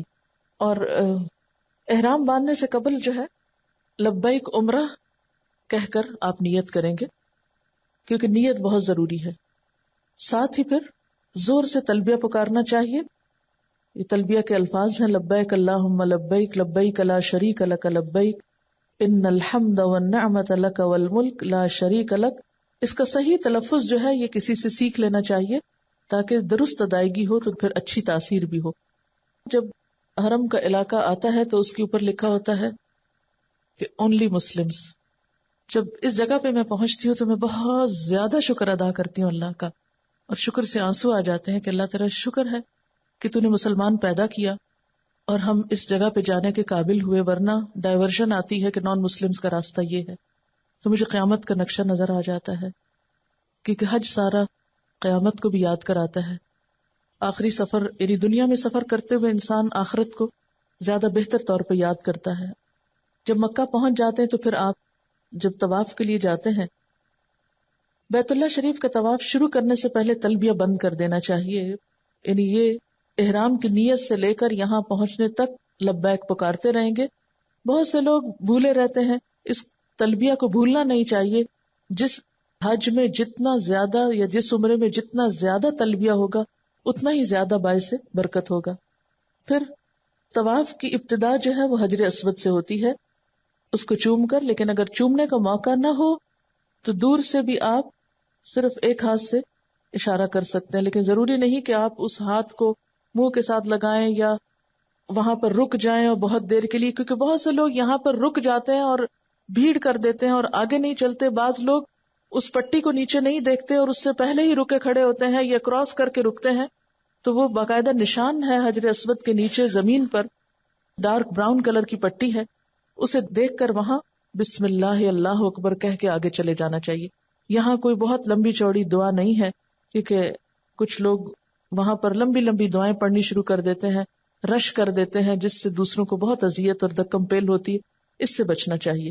یعنی ہاتھ بھی لگایا جا سکتا ہے اس کو، یا دور سے صرف دائیں ہاتھ کا اشارہ کافی ہے اور اپنا طواف شروع کر دینا چاہیے. طواف شروع کرنے سے پہلے چادر کا ایک حصہ دائیں کندھے کے نیچے سے نکال کر بائیں کندھے پہ ڈال لینا چاہیے، یعنی حالت استباح اختیار کرنا چاہیے، اور یہ مردوں کے لیے. رکن یمانی اور حجر اسود کے درمیان، یعنی جہاں حجر اسود ہے یہاں سے آپ نے شروع کیا، اینڈ بھی طواف کا یہی ہوتا ہے، لیکن اس سے پچھلا کارنر جو ہے وہ رکن یمانی کہلاتا ہے. یمانی یمن کی طرف اس کا رخ ہے، اس لیے اس کو یمانی کہتے ہیں. اب آپ دیکھیے کہ اس جگہ کے بیچ میں ربنا آتنا فی الدنیا حسنۃ وفی الآخرۃ حسنۃ وقنا عذاب النار پڑھنا چاہیے. جب آپ طواف شروع کریں تو اس وقت سبحان اللہ والحمد للہ ولا الہ الا اللہ واللہ اکبر یہ تسبیح بھی پڑھ سکتے ہیں. ایک طواف کے لیے 7 چکر ہوتے ہیں، اور 7 چکر پورے کرنے کے بعد واتخذوا من مقام ابراہیم مصلی، یہ پڑھتے ہوئے مقام ابراہیم کی طرف آنا چاہیے، وہاں نفل پڑھنے چاہیے 2 رکعت. پہلی رکعت میں سورۃ الکافرون اور دوسری میں قل هو اللہ احد پڑھنا مسنون ہے. اگر آپ کو یاد نہ رہے تو کوئی بات نہیں، لیکن اگر آپ اس طرح پڑھیں گے تو زیادہ ثواب ہے کیونکہ یہ سنت ہے. ایک اور بات یاد رکھیے کہ نہ تو ہم خانہ کعبہ کو پوجتے ہیں نہ مقام ابراہیم کو پوجتے ہیں، کیونکہ قرآن پاک میں آتا ہے فَلْيَعْبُدُوا رَبَّ هَذَا الْبَيْتِ. یہ سب کچھ سمبل ہے، ان چیزوں کے اندر کچھ نہیں. ان کی اہمیت بھی اللہ کے بتانے سے ہوئی ہے. جیسے حضرت عمر رضی اللہ تعالیٰ نے حجر اسود کو جب بوسہ دیا تو کہا تھا کہ یا حجر انک حجر لا تنفع ولا تضر، کہ اے پتھر تم پتھر ہو، نہ نفع دیتے ہو نہ نقصان. بعض لوگ خانہ کعبہ کے اوپر کپڑے رگڑ رہے ہوتے ہیں یا ہاتھ پھیر رہے ہوتے ہیں، چلے محبت میں ہاتھ پھیرنا تو اور بات ہے، لیکن یہ سمجھنا کہ ہاتھ پھیرنے سے کوئی فائدہ ہو جائے گا یا بیماری دور ہوگی یا یہ پتھر ہمیں شفا دیں گے، یہ سب شرکیہ باتیں ہوتی ہیں، ان سے پرہیز کرنا چاہیے. نماز کے بعد آب زمزم پینا اور کچھ سر پہ بھی ڈالنا چاہیے. اپنے منہ پہ چھینٹے مار سکتے ہیں، سینے پہ مار سکتے ہیں، سر پہ ڈال سکتے ہیں. اس کے بعد پھر حجر اسود کا استلام کرنا اور سعی کے لیے صفا پہاڑی کی طرف جانا چاہیے. اور پانی پینے کے لیے آپ کولر سے بھی پی سکتے ہیں، لیکن بہتر ہے کہ آپ نیچے اتر جائیں جہاں پر جو کنواں ہے اس سے ڈائریکٹ پانی آتا ہے. ملتزم کے پاس عموماً خواتین نہیں جاتی اور نہ ہی کوشش کرنی چاہیے، کیونکہ بہت مردوں سے ٹکراؤ ہوتا ہے تو پھر مشکل پڑتی ہے. یہاں چمٹ کر دعا مانگنا مستحب ہے، لیکن اگر ہمیں موقع نہیں ملتا اور دور سے بھی مانگتے ہیں تو انشاءاللہ نیت کا اجر مل جائے گا. پھر اس کے بعد سعی شروع ہوتی ہے. سعی کا لفظی معنی ہے دوڑنا. قرآن پاک میں آتا ہے ان الصفا والمروہ من شعائر اللہ، صفا اور مروہ اللہ کی نشانیوں میں سے ہے. فمن حج البیت او اعتمر، تو جو بیت اللہ کا حج کرے یا عمرہ کرے، فلا جناح علیہ ان یطوف بہما، تو اس پر کوئی گناہ نہیں کہ دونوں کا طواف کرے. ومن تطوع خیرا، اور جو خوشی سے نیکی کرے، فإن اللہ شاکر علیم، تو بے شک اللہ قدردان ہے، جاننے والا ہے. اس آیت کو پڑھ بھی لینا چاہیے اور پھر یہ الفاظ کہنے چاہیے ابدأ بما بدأ اللہ، میں اس سے ابتدا کرتا ہوں جس سے اللہ نے ابتدا کرنے کو کہا ہے. صفا پہاڑی پر چڑھ کر قبلہ رخ کھڑے ہونا اور 3 مرتبہ یہ کلمات کہنا چاہیے اللہ اکبر اللہ اکبر اللہ اکبر، لا الہ الا اللہ وحدہ لا شریک لہ، لہ الملک ولہ الحمد وہو علی کل شیء قدیر، لا الہ الا اللہ وحدہ لا شریک لہ انجز وعدہ ونصر عبدہ وہزم الاحزاب وحدہ. اور پھر نیچے آ کر شروع کرنا چاہیے. یہ پتھر کافی اب اونچے ہو گئے ہیں، ضروری نہیں کہ ان پتھروں پہ جا کے چڑھیں، اب تو پتھر نہ ہونے کے برابر نظر آتے ہیں. بس ذرا سی اونچے حصے میں اگر آپ کھڑے ہو کر خانہ کعبہ کی طرف رخ کر کے یہ کلمہ 3 دفعہ پڑھ لیتے ہیں اور طواف شروع کر دیتے ہیں، یعنی صحیح، تو اس سے کام ہو جاتا ہے. سب ستونوں کے درمیان مردوں کو تیز چلنا چاہیے، لیکن عورتوں کو اپنی نارمل رفتار سے. اس میں آپ دیکھیے کہ بعض لوگ 7 دفعہ پورا گھومتے ہیں تو اس کو صحیح سمجھتے ہیں، حالانکہ ایک چکر جو ہے صفا سے مروہ کا ہو گیا، پھر مروہ سے صفا، پھر صفا سے مروہ، تو اس طرح 7 پورے ہو جاتے ہیں. اور مروہ پہ ختم ہوتا ہے جا کے، پھر صفا سے شروع ہوتا ہے اور مروہ پہ ختم ہوتا ہے 7واں. یہاں پر پھر بال کاٹنے چاہیے، 1 یا 2 پور اتنا سے بال کاٹنا کافی ہے. کسی ایک جگہ کی لٹ سے بھی کاٹ سکتے ہیں اور پوری چٹیا کے آخر سے بھی کاٹ سکتے ہیں. اور مردوں کے لیے جو حلق ہے یعنی پورا سر منڈوانا وہ زیادہ افضل ہے. نبی صلی اللہ علیہ وسلم نے ان لوگوں کے لیے جو پورا سر منڈوائے 3 دفعہ رحمت کی دعا کی ہے، لیکن یہ کہ اگر تھوڑے سے بال بھی کاٹ لیں تو عمرہ ہو جاتا ہے. احرام کی چادریں اتار کر عام لباس پہن لینا چاہیے اور الحمدللہ اللہ کا شکر ادا کرنا چاہیے کہ عمرہ مکمل ہو گیا. اب حج کا موقع ہے، 8 ذی الحج کو دوبارہ احرام پہنا جائے گا اور اس کے لیے سفر مکہ سے شروع ہوگا. سب سے پہلے مینا جائیں گے. مینا میں پہنچے احرام باندھنے سے قبل لبیک حجن کہہ کر حج کی نیت کرنی چاہیے، بلند آواز سے تلبیہ کہنا چاہیے، اور یہ الفاظ بھی اللہم ہذہ حجۃ لا ریاء فیہا ولا سمعۃ، یا اللہ میرے اس حج سے نہ دکھاوا مقصود ہے نہ شہرت مطلوب۔ منا پہنچ کر 8 ذی الحج کو احرام باندھنے کے بعد ظہر سے قبل تلبیہ کہتے ہوئے منا پہنچنا، وہاں ظہر، عصر، مغرب، عشاء اور فجر کی 5 نمازیں قصر کر کے اپنے اپنے وقت پہ باجماعت ادا کرنا چاہیے، لیکن خواتین اپنے ہی جگہوں پر ادا کر سکتے ہیں۔ اور اس میں بھی یاد رکھیے کہ بہت سے وقت ہم پابند ہوتے ہیں وہ سارے انتظامیہ کے کہ کس وقت وہ ہمیں لے جا رہے ہیں، بعض لوگ بہت ارلی مارننگ لے جاتے ہیں، بعضوں کا ظہر سے بھی بعد کا وقت ملتا ہے، تو اس میں آپ مجبور ہوتے ہیں، اگر آپ اپنے اون پہ حج کر رہے ہیں تو پھر آپ یہ 5 نمازیں وہاں ادا کر سکتے، اگر رہ بھی جائیں تو کوئی حرج نہیں ہے، لیکن یہ ہے کہ 8 تاریخ کو منا پہنچنا لازم ہے۔ پھر 9 تاریخ کو طلوع آفتاب کے بعد تکبیر و تحلیل اور تلبیہ کہتے ہوئے منا سے عرفات روانہ ہونا چاہیے۔ یہاں پر مسجد نمرہ ہے، ضروری نہیں کہ آپ مسجد کے اندر جائیں۔ عرفات میں داخل ہونے سے قبل وادی نمرہ میں قیام کرنا ظہر کے وقت، یعنی نبی صلی اللہ علیہ وسلم نے کیا کیا تھا، عرفات جانے سے پہلے راستے میں وادی نمرہ میں قیام کیا تھا، اور پھر زوال کے بعد آپ نے وہاں پر وقوف کیا تھا، یعنی عرفہ میں۔ تو یہاں پر امام کا خطبہ حج سننا، پھر ظہر اور عصر کی نمازیں وہاں پر ادا کرنا چاہیے۔ یہاں بہت سے لوگ جھگڑوں میں پڑ جاتے ہیں، قصر پڑھیں کہ پوری پڑھیں، اور اس قسم کے، تو پلیز جھگڑوں میں پڑھنے کی بجائے جو آپ کو وہاں جو بتا رہا ہے اس کے مطابق کر لیں گے تو انشاءاللہ تعالی حج ہو جائے گا آپ کا، کیونکہ حج کے موقع پر جس چیز سے خاص طور پر قرآن میں بچنے کے لیے کہا گیا لا جدال، وہی ہم وہاں شروع کر دیتے ہیں اور ایک دوسرے پہ فتوے لگانے لگتے ہیں۔ اس میں ٹھیک ہے ائمہ کرام کی آراء مختلف ہیں، لیکن نبی صلی اللہ علیہ وسلم کی سنت سے جو چیز ثابت ہے بہرحال وہ کیا ہے کہ ظہر اور عصر کی دونوں نمازیں 1 اذان اور 2 اقامت کے ساتھ باجماعت قصر ادا ہوئی، جمعا و قصرا۔ وہاں کے جو امام ہیں وہ اسی طرح پڑھاتے ہیں، لیکن بعض ممالک کے لوگ جو ڈفرینٹ فقہ فالو کرتے ہیں وہ اس وقت میں بھی اپنی پوری کرنا چاہتے ہیں۔ آپ چاہیں تو پوری کریں، نہ چاہیں اور قصر امام کے پیچھے پڑھ لیں تو بھی آپ کا حج درست ہو جائے گا۔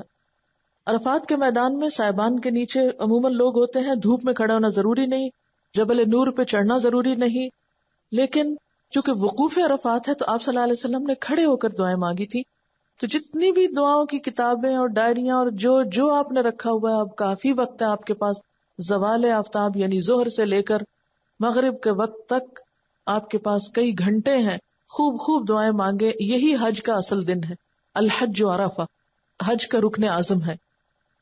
پھر جبل رحمت کے دامن میں یا جہاں جگہ میسر آئے وقوف کرنا چاہیے، قبلہ رخ کھڑے ہو کر ہاتھ بلند کر کے قرآنی اور نبوی دعائیں مانگنا، اور درمیان میں تکبیر اور تحلیل اور تلبیہ بھی کہنا چاہیے، اللہ اکبر، لا الہ الا اللہ، یہ بھی بیچ بیچ میں پڑھنا چاہیے۔ پھر آپ تھک جائیں تو بیٹھ بھی سکتے ہیں، کھانا بھی کھا سکتے ہیں، اگر بہت نیند کا غلبہ تو تھوڑا سا سو کے فریش بھی ہو سکتے ہیں، لیکن صرف اتنا کہ جس سے آپ مزید عبادت کے لیے فریش ہوں، یہ نہیں کہ آپ پھر سوتے ہی چلے جائیں۔ غروب آفتاب کے بعد نماز مغرب ادا کیے بغیر سکون اور وقار کے ساتھ تلبیہ کہتے ہوئے مزدلفہ روانہ ہونا چاہیے۔ بہت سے لوگ پیدل چلتے ہیں، گاڑیوں میں بھی ہوتے ہیں، لیکن اس وقت میں بھی دعائیں کرتے رہنا چاہیے۔ ایک عجیب منظر ہوتا ہے، ہمیشہ دنیا میں مغرب کی اذان ہوتی ہے تو سب نماز کے لیے دوڑتے ہیں، اور یہاں اذان ہوتی ہے تو آپ کو نماز نہیں پڑھنا بلکہ آپ کو یہاں سے چلنا ہے۔ پھر مزدلفہ آپ پہنچتے ہیں، یعنی آپ مکہ سے منا ہے، منا سے عرفات، عرفات سے آپ مزدلفہ آئیں گے، رات یہاں گزاریں گے، 9 اور 10 کے بیچ کی رات یہاں گزرے گی، 8 اور 9 کے بیچ کی منا میں گزری، دن عرفات میں گزرا، رات پھر مزدلفہ میں آ گئے۔ مزدلفہ پہنچ کر مغرب اور عشاء کی نمازیں 1 اذان اور 2 اقامت کے ساتھ قصر کر کے جمع اور قصر ادا کرنی چاہیے۔ رات سو کر گزارنا اور 10 ذی الحجہ کی نماز فجر معمول کے وقت سے تھوڑی پہلے ادا کرنا چاہیے۔ بعض لوگ ساری رات یہاں جاگتے ہیں، نبی صلی اللہ علیہ وسلم نے یہاں رات کو آرام کیا تھا، اس لیے آرام کرنا بھی مسنون ہے۔ وقوف مزدلفہ کے بعد منا روانہ ہونے سے پہلے صرف جمرہ عقبہ کی رمی کے لیے مزدلفہ سے 7 کنکریاں چننا مستحب ہے، لیکن ممکن نہ ہو تو آپ منا میں بھی چن سکتے ہیں، کوئی شرط نہیں ہے۔ رمی کے لیے کنکری کا حجم چنے کے دانے سے کچھ بڑا ہونا چاہیے۔ بعض لوگ بڑے بڑے پتھر اٹھا لیتے ہیں، یا جوتے مارتے ہیں، یا اور چیزیں پھینکتے ہیں، یہ سب خلاف وقار باتیں ہیں، ان چیزوں سے پرہیز کرنا چاہیے۔ جس شیطان کو ہر وقت ہم نے دوست بنایا ہوا ہے وہاں جا کے اس پہ جوتے مار بھی آئے تو کوئی بہت بڑے کمال کی بات نہیں۔ نیکسٹ، نماز فجر باجماعت ادا کرنے کے بعد مشعر الحرام پہاڑی کے دامن میں یا جہاں بھی جگہ ملے قبلہ رخ کھڑے ہو کر ہاتھ بلند کر کے سورج طلوع ہونے سے قبل خوب روشنی پھیلنے تک تکبیر و تحلیل کہنا، توبہ استغفار کرنا اور دعائیں مانگنا چاہیے. نبی صلی اللہ علیہ وسلم کی یہی سنت ہے. لیکن افسوس کے بعد وہاں سے جو معلم ہوتے ہیں یا قافلے ہوتے ہیں وہ کچھ کرنے نہیں دیتے، اور ایک بھیڑ اور ایک رش کی حالت ہوتی ہے. لوگوں کو خود کچھ پتہ نہیں ہوتا اور بس جلدی جلدی میں ایک سے دوسری جگہ، دوسری سے تیسری جگہ لے جاتے ہیں. اس میں انسان مجبور ہے، معذور ہے. لیکن اگر آپ کو موقع ملے تو جی بھر کے اپنی سنتوں کی ادائیگی کیجیے. پھر مینا میں واپس آئیں گے آپ. طلوع آفتاب سے قبل سکون اور وقار کے ساتھ تلبیہ کہتے ہوئے مینا روانہ ہونا، اور راستے میں وادی محصر سے تیزی سے گزرنا چاہیے. یہ وادی محصر وہ جگہ ہے جہاں ابرہہ کا لشکر جو ہے ہلاک ہوا تھا، اس لیے نبی صلی اللہ علیہ وسلم نے یہاں رکنے سے منع کیا اور تیزی سے گزرنے کا حکم دیا. مینا پہنچ کر طلوع آفتاب کے بعد جمرہ عقبہ کی رمی کرنی چاہیے. رمی کہتے ہیں پتھر مارنے کو، پتھر پھینکنے کو. رمی سے قبل تلبیہ کہنا بند کر دینا چاہیے. کنکریاں مارتے وقت اللہ اکبر کہنا مسنون ہے اور 7 کنکریاں پھینکنا ہوتی ہیں. جمرہ عقبہ یعنی پل ہے، پل کے نیچے بھی ہے یہ اس کا سمبل، اوپر بھی ہے. جہاں آپ کے لیے سہولت ہو آپ جائیے. اس میں بہت زیادہ رش ہوتا ہے اور عموماً یہاں پر بہت خوف و ہراس بھی پھیل جاتا ہے. بعض اوقات لوگ پاؤں کے نیچے آ جاتے ہیں، کیونکہ ہوتا یہ ہے کہ سب ایک ہی جگہ سے جا رہے ہوتے ہیں اور ایک ہی جگہ سے آ رہے ہوتے ہیں. تو یہ جو گڑبڑ ہوتی ہے، اور پھر گروپس بنے ہوئے ہوتے ہیں اور وہ اکٹھے دھکے دے رہے ہوتے ہیں، اس میں پھر بہت مشکل ہوتی ہے. ابھی تک اس مسئلے کا کوئی حل شاید سمجھ میں نہیں آیا لوگوں کے. لیکن یہ ہے کہ انسان کو کوشش کرنا چاہیے کہ اپنی طرف سے کسی کو اذیت نہ دے. کنکریاں مارنے کے بعد پھر قربانی کرنا ہوتی ہے، اور قربانی کے گوشت میں سے کچھ خود بھی پکا کے کھا سکتے ہیں. اگر موقع نہ ہو تو سارا ہی دے دیں. پھر یہاں پر بال کٹوانا یا منڈوانا، ان میں سے دونوں کام ہوں گے. یہ اس دن کا خاص عمل ہے. اور پھر آپ کا تحلل اول ہو جاتا ہے، یعنی آپ احرام کی چادریں اتار دیتے ہیں اور آپ نہا دھو کے خوشبو وغیرہ لگا سکتے ہیں. یہ خواتین تو تیز خوشبو نہیں لگائیں گی، لیکن یہ کہ اب آپ فارغ ہو گئے. سوائے شوہر اور بیوی کے تعلق کے تمام چیزیں جو ہیں وہ جائز ہوتی ہیں. اب حج کا دوسرا رکن جو ہے طواف افاضہ، یہ کرنا ہے. یہ حج کا رکن اعظم ہے ایک طرح سے. یعنی حج کے 2 فرائض ہیں، ایک عرفہ میں قیام اور ایک یہ طواف. اگر یہ 2 نہیں ہوئے تو حج نہیں ہوگا. اور یہ طواف کب ہوتا ہے؟ منا میں کنکریاں مار کے، قربانی کر کے اور بال کٹوا کے فارغ ہو کے نہا دھو کے پھر آپ جاتے ہیں مکہ دوبارہ. اب آپ دیکھیے، مکہ سے چلے منا آئے تھے، منا سے عرفات گئے تھے، عرفات سے مزدلفہ سے واپس منا، اور پھر وہاں سے دوبارہ مکہ، اور یہاں پر طواف اور سعی ہوگی. پھر اسی طرح طواف کے بعد زمزم پینا، کچھ دعائیں مانگنا، پھر صفا و مروہ کی سعی، پھر آپ مکہ سے واپس منا آ جائیں گے. قیام منا کے دوران ممکن ہو تو روزانہ طواف کریں آ کے، ورنہ مسجد خیف میں با جماعت نمازیں ادا کریں. بکثرت تحلیل و تکبیر ہو، حمد و ثنا ہو، توبہ و استغفار ہو، اور کھانا پینا ہو. نبی صلی اللہ علیہ وسلم نے فرمایا کہ یہ دن کھانے پینے اور اللہ کا ذکر کرنے کے ہیں. کثرت سے ذکر اور اس میں تکبیریں، خصوصاً نمازوں کے آس پاس. اور اس کے علاوہ، اور اس میں یہ ہے کہ مسجد میں جانا بہت اچھا ہے، لیکن اگر بہت دور ہے آپ اور مسجد میں ہر وقت پہنچنا ممکن نہیں، تو جہاں جہاں خیمے ہیں وہاں پر با جماعت نماز کا اہتمام کر لینا چاہیے. ایام تشریق جو ہیں 11، 12، 13 ذی الحج کی راتیں یہ منا میں ہی گزارنی چاہیے. اور اس میں یہ ہے کہ 11 اور 12 تک بھی آپ رک سکتے ہیں. اگر 13 رکنا چاہیں تو ٹھیک ہے، ورنہ نہیں. روزانہ زوال آفتاب کے بعد، یعنی پہلے دن تو آپ نے صبح میں کنکریاں ماری تھی، اب یہ اگلے 3 دن جو ہے یہ سورج جب زوال ہو جائے گا، یعنی ظہر کا وقت ہوگا، اس وقت آپ کنکریاں ماریں گے. اور پہلے جمرہ اولا کی، پھر وسطی، پھر جمرہ عقبہ کی ترتیب کے ساتھ رمی کرنی چاہیے. یعنی آپ آئے ہیں پہلے جمرہ اولا کا مطلب بھی پہلا، وسطی بیچ کا، اور عقبہ پچھلا، یعنی جس کو بڑا شیطان کہتے ہیں. جمرہ اولا وسطی کی رمی کے بعد قبلہ رخ کھڑے ہو کر دعائیں مانگنی چاہیے، لیکن جمرہ عقبہ کی رمی کے بعد دعائیں مانگے بغیر واپس پلٹنا چاہیے. کیوں؟ کیونکہ نبی صلی اللہ علیہ وسلم نے ایسا ہی کیا. 12 ذی الحج کو منا سے واپس آنا ہو تو غروب آفتاب سے قبل منا سے نکلنا چاہیے. اگر آفتاب غروب ہو گئے تو پھر اگلے دن جائیے کنکریاں مار کر. اور جب آپ کی واپسی ہو تو اس وقت کہیے ربنا تقبل منا انک انت السمیع العلیم، کہ اللہ تعالیٰ تو اس کو قبول فرما، بے شک تو ہی دعاؤں کا سننے والا ہے، قبول کرنے والا ہے. چند چیزوں کی طرف اور توجہ دلانا چاہوں گی کہ بعض لوگ وہاں پر ان جگہوں کا ادب احترام نہیں کرتے، کوڑا کرکٹ پھینک دیتے ہیں. آپ دیکھیے کہ آپ پھینکنے کا تو تصور بھی نہ کریں، اپنے پاس ایسے شاپر رکھیں کہ جس میں اگر کوئی چیز ڈالنی پڑے تو آپ ڈال لیں اور پھر پراپر جگہ پر اس کو پھینکیں. ہاں اگر ہو سکے تو یہ ضرور کریں کہ جو کوڑا کرکٹ وہاں مسجد خیف یا نمرہ یا مسجد حرام یا مسجد نبی میں کوئی اور پھینک دے اس کو بھی اٹھائیں. یہ بہت ہی ثواب کا کام ہے. حضرت ابو ہریرہ رضی اللہ تعالیٰ عنہ سے روایت ہے کہ ایک کالا مرد یا عورت مسجد میں جھاڑو دیا کرتا تھا تو وہ فوت ہو گئی. یہ بہت سی احادیث عورت کے بارے میں آتی، ایک مرد کے بارے میں بھی آتی. آپ کو اس کو مرنے کی خبر نہ ہوئی. ایک دن آپ نے اس کو یاد فرمایا کہ وہ کہاں ہے، یعنی جھاڑو دینے والی وہ عورت کہاں ہے. لوگوں نے عرض کیا یا رسول اللہ صلی اللہ علیہ وسلم وہ تو فوت ہو گئی. آپ نے فرمایا تم نے مجھے خبر کیوں نہ دی؟ لوگوں نے کہا ایسا ہوا اور ایسا ہوا اور اس کا قصہ بیان کیا، یعنی اس کو معمولی چیز سمجھا. آپ نے فرمایا مجھے اس کی قبر بتلاؤ. حضرت ابو ہریرہ نے کہا کہ آپ اس کی قبر پہ تشریف لائے، پھر آپ نے اس کی نماز جنازہ پڑھی. تو یہ سعادت اس کو کیوں نصیب ہوئی؟ کئی لوگوں کی تو نماز جنازہ پڑھنے سے آپ انکار کر دیتے تھے، ان کے قرض ادا نہیں کیا ہوتا تھا، لیکن اس کی نماز جنازہ آپ نے قبر پر جا کے پڑھی. کیوں؟ یہ مسجد کی صفائی کرتی تھی عورت. ہمیں بھی یہ سعادت حاصل کرنی چاہیے. کہاں یہ کہ ہم پانی پیئیں اور وہیں گلاس پھینک کے اٹھ کے آ جائیں، یا کچھ کھائیں پیئیں وہیں ٹشو. بعض لوگ تو ہر قسم کی گندگی وہاں پھینکے ہوئے ہوتے ہیں، اللہ رحم کرے.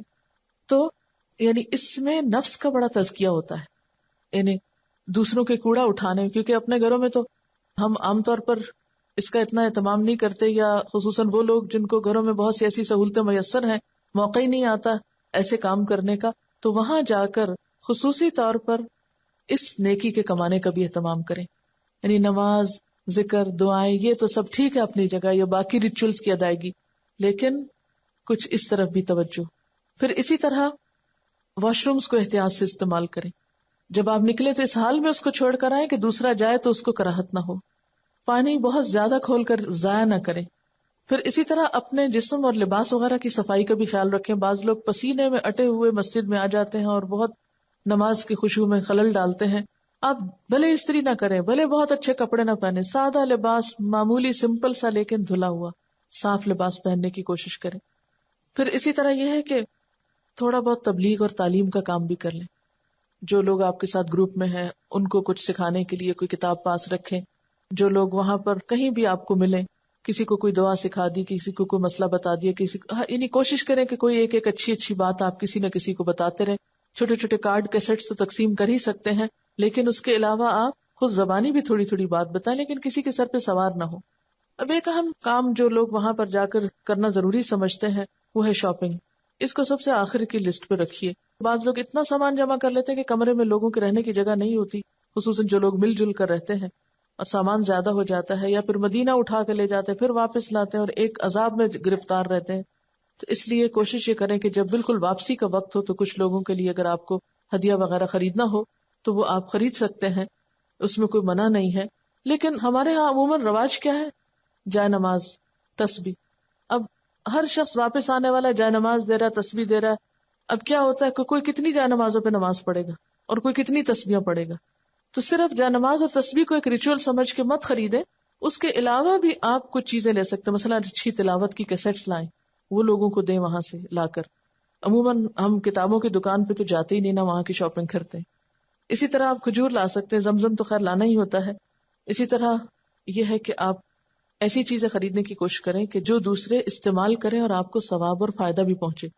یعنی صرف ایک مخصوص چیز خرید کر اور صرف ایک سر سے اتارنے والی بات نہ ہو، بلکہ خریداری میں بھی سوچ سمجھ کر اپنی حیثیت اور وقت کے مطابق جو آپ خرید سکیں جس سے دوسروں کا بھلا ہو.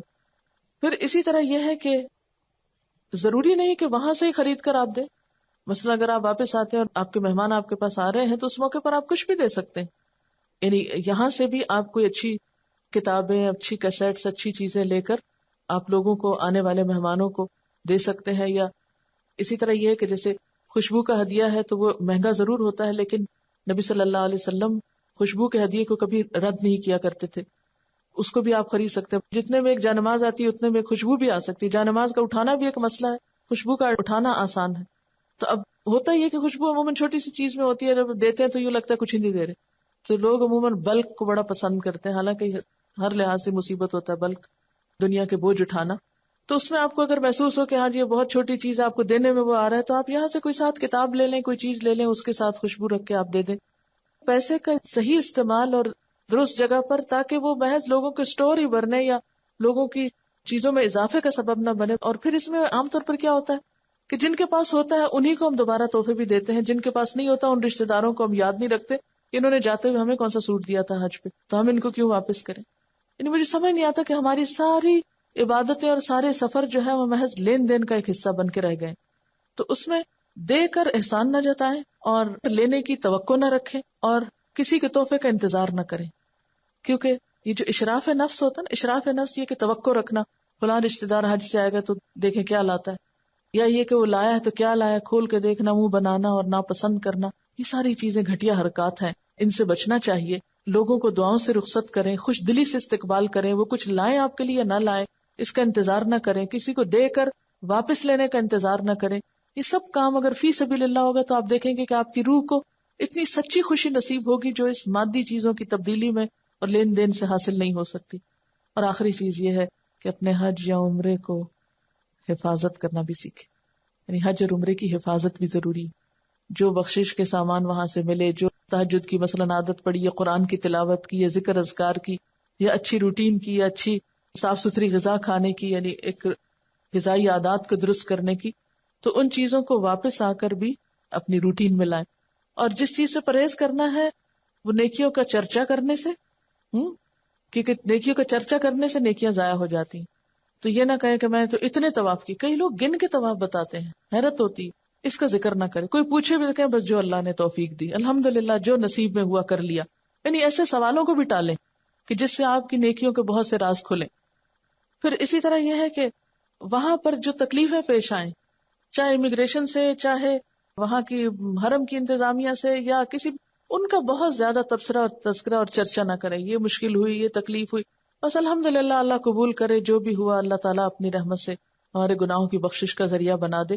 کہیں ضرورت ہو تو کسی کو سیکھنے کے لیے، تجربے کے لیے آپ بتا سکتے ہیں، کسی مقصد کے لیے، لیکن بے مقصد گفتگو سے پرہیز کرنا چاہیے. ہوتا یہ ہے کہ ہم حج بھی کراتے ہیں، ہم سفر بھی کرتے ہیں، سب کچھ کرتے ہیں، لیکن سنتیں بھول جاتے ہیں، مخصوص دعائیں بھول جاتے ہیں، اور بعض اوقات غیر مسنون چیزیں پڑھا کر وہی درود تاج وہاں بیٹھ کے پڑھیں گے جس میں شرکی الفاظ ہیں، اور ساتھ نیکی کریں گے، ساتھ اس کو ضائع کریں گے. تو ان چیزوں سے پرہیز کرنا چاہیے.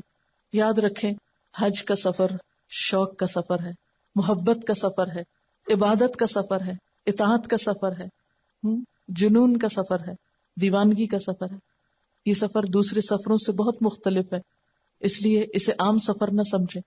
اس کی ابتدا سے انتہا تک اپنے آپ کو اللہ تعالیٰ سے جوڑے رکھیں. یہ ایک دو سوال ہیں. سوال ہے، نقاب اگر سلے ہوئے کپڑے کو کہتے ہیں تو کیا اسکارف جو سلا ہوا نہ ہو بلکہ چکور کپڑے کو ڈبل کر کے بنایا ہو اور پن سے ٹائی کیا اور منہ پر بھی پن سے لگا لیں تو ٹھیک ہوگا؟ لگا سکتے ہیں، اس طرح کر سکتے ہیں. لیکن بعض اوقات اسکارف بہت زیادہ ٹائی آپ اوپر نیچے کرنے سے وہ اتنے چھوٹے ہو جاتے ہیں کہ سینہ کھل جاتا ہے. تو اسکارف اگر آپ پہنے تو پلیز اپنا سینہ ضرور ڈھکیں، کیونکہ قرآن میں خاص طور پر وَلْيَضْرِبْنَ بِخُمُرِهِنَّ عَلَى جُيُوبِهِنَّ کا حکم ہے کہ اپنے خمار اپنے سینوں پہ ڈالیں.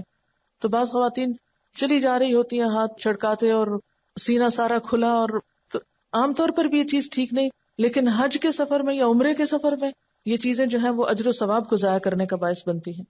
سوال ہے، اگر آپ کے گھر میں جوان بیٹی ہے تو پہلے آپ اس کی شادی کریں، وہ فرض ہے، اور حج بعد میں. اگر ایسا پہلے کریں تو کیا آپ کا حج ہو جائے گا؟ یعنی شادی پہلے نہ کی تو اس میں آپ دیکھیں کہ ایک تو شادیوں کے اخراجات ہم نے بہت زیادہ بڑھا لیے ہیں، اس لیے ہمیں ایک بچے کے بعد ایک کے کرنے کی وجہ سے حج کا موقع نہیں ملتا. شادی کو سمپل کرنے کی کوشش کریں، اور اگر بیٹی بعد میں کوئی دیکھنے والا ہے یا کہیں چھوڑ سکتے ہیں تو حج کرنے میں دیر نہیں کرنی چاہیے. اگر ایسا ہے کہ کوئی ایسے شہر میں یا ایسے ملک میں رہتے ہیں جہاں آپ کے بچوں کی لک آفٹر کرنے والا کوئی نہیں، تو اس صورت میں پھر آپ پہلے بچوں کی حفاظت کو کوئی انتظام کریں اور پھر حج کریں. ایک اور مشورہ کسی نے دیا کہ اگر ساتھ ایک چھوٹی سی ٹارچ بھی رکھی ہو، کیونکہ کمرہ جب بہت سے لوگ شیئر کر رہے ہوتے ہیں تو بعض اوقات لائٹ آن آف کر کے واش روم جانے کے لیے باہر اندر نکلتے ہیں تو دوسروں کی نیند خراب کرتے ہیں، یا پڑھنا ہوتا ہے آپ کو نیند نہیں آ رہی، آپ کچھ پڑھنا چاہتے ہیں تو اس وقت آپ تنہائی میں اکیلے میں اپنی روشنی سے پڑھ لیں تو زیادہ بہتر ہے تاکہ دوسرے لوگ ڈسٹرب نہ ہوں. اسی طرح یہ ہے کہ کانچ کی چوڑیاں پہن کر جانے سے پرہیز کریں، کیونکہ بعض اوقات دھکم پیل میں چوڑیاں ٹوٹتی ہیں، زمین پہ گرتی ہیں، اپنا خون بھی نکلتا ہے، دوسروں کو بھی اذیت ہو سکتی ہے. بعض لوگ حج کر کے آتے ہیں تو اپنے نام کے ساتھ حاجی یا حجیانی لگاتے ہیں. کیا یہ درست ہے؟ اس سے پرہیز کرنا چاہیے، کیونکہ ہمیں کیا ضرورت ہے کسی کو بتائیں کہ ہم نے حج کیا ہو یا نہیں. اور اگر اللہ تعالیٰ نے آپ کو ایک سے زائد حج کرنے کی توفیق دی ہو تو اس کو یاد نہ رکھا کریں کتنے کیے. کیوں؟ اس لیے کہ یہ کسی کو بتانے کی چیز تو نہیں ہے، یہ تو آپ کا اور آپ کے رب کا معاملہ ہے، عبادت ہے. آپ نے کہا کہ عورت خوشبو نہیں لگا سکتی احرام میں، حالانکہ عورت کا احرام نہیں ہوتا. نہیں، عورت کا احرام اس کی نیت ہوتی ہے. عورت کا احرام اس کا ارادہ اور وہ یعنی مخصوص حالت ہے. احرام کا لفظی معنی ہوتا ہے حرام کرنا، یعنی احرام کپڑے کا نام نہیں ہے. احرام نیت اور چند پابندیوں کو قبول کرنے کا نام ہے، اس حالت کا نام ہے. تو وہ تو عورت اور مرد سب کے لیے ہوتا ہے. مردوں کا مخصوص لباس ہوتا ہے جبکہ عورت کا مخصوص لباس نہیں ہوتا. اب یہ ہے کہ گھر میں جیسے آپ نہائے ہیں اور خوشبو والے صابن سے نہا لیے یا شیمپو میں خوشبو تھی تو کوئی حرج نہیں کہ اس کے بعد آپ نے راستے میں جب احرام کی نیت کی تو پچھلی خوشبو اگر ساتھ لگی ہوئی ہے تو حرج نہیں. احرام کی حالت میں آ کر پھر خوشبو نہیں استعمال کر سکتے. ان دو چیزوں میں فرق ہے. ایک اور مشورہ ہے کہ جو لوگ آپ کے ساتھ حج یا عمرے پہ جاتے ہیں واپس آ کر ان کی غیبت نہ کریں، کیونکہ تھوڑی بہت کوئی تنگی تکلیف ہو جاتی ہے پھر ہم آ کے کس سے کہانیاں سناتے وہ فلاں میرے ساتھ تھا، اس نے تو حد ہی کر دی، فلاں موقع پر ایسا کر دیا، فلاں موقع پہ ایسا. اس سے بھی آپ کا اجر جو ہے وہ ضائع ہو جاتا ہے. زمزم پیتے وقت کوئی مسنون دعا بتا دے. مجھے اس وقت مسنون دعا تو یاد نہیں، لیکن جو دعا میں مانگتی ہوں، اللہم انی اسألک علما نافعا ورزقا طیبا وعملا متقبلا، یہ دعا. اچھا ایک بات یاد رکھیے کہ احرام کی پابندیاں عمرہ ختم ہونے کے ساتھ ہی ختم ہو جائیں گی. باقی دن جو آپ مکہ مدینہ میں رہیں گے اس میں یہ ساری پابندیاں نہیں ہوگی. بعض لوگ سمجھتے ہیں کہ شاید سارا ہی حج کا سیزن جو ہے وہ خوشبو والا شیمپو یا لوشن یا کوئی چیز نہیں لگا سکتے. نہیں، یہ صرف احرام کی نیت کرنے سے لے کر بال کاٹنے تک. کیا طواف افاضہ اور رمی مخصوص اوقات میں کرنا واجب ہے؟ کیا ان دونوں مناسک کے اوقات فکس ہیں؟ نہیں، ان کے اوقات فکس نہیں. رمی کا وقت تو ہے کہ زوال آفتاب کے بعد ہوتی ہے اور پہلے دن سورج نکلنے کے بعد، لیکن باقی وہ نہیں ہے. کیا حج یا عمرہ قرض کے پیسوں سے کر سکتے ہیں؟ آپ کو تو جانے سے پہلے باقی قرضے بھی اتارنے ہیں. کہاں یہ کہ آپ قرض لے کر جا رہے ہیں. سبحانک اللہم و بحمدک نشہد ان لا الہ الا انت نستغفرک و نتوب الیک. والسلام علیکم ورحمۃ اللہ وبرکاتہ.